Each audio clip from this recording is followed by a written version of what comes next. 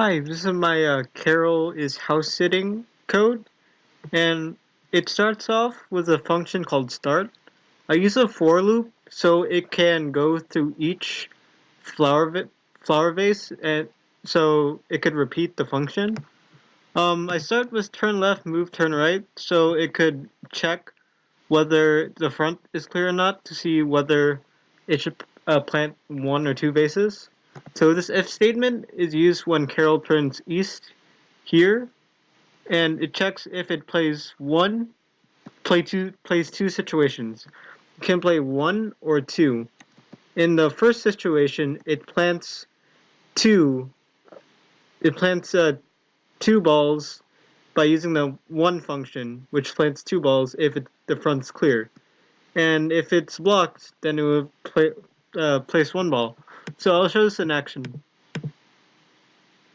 So as you can see, the first three functions, oops, the first three functions put Carol in this position, turning right basically. Then once it goes up, here's where she checks it. If it's blocked, she would have to go up, and she would use this two function, and where she'll place one. And the rest of the function of these two makes her reset to this east position.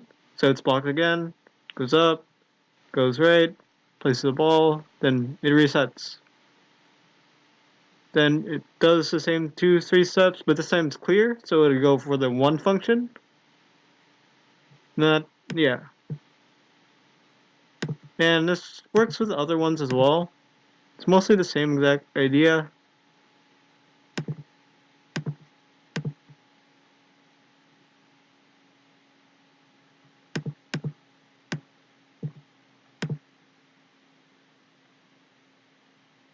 So in summary, I use a for loop so she could go through every single flower vase. I use these three functions so she could be in a position where she could check if the front flower vase is clear or not. If it is clear, it would use the one function, and the one function would place two flowers over the flower vase.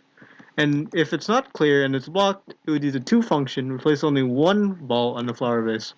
This is an example of a two function. This is an example of a one function. Thank you for watching.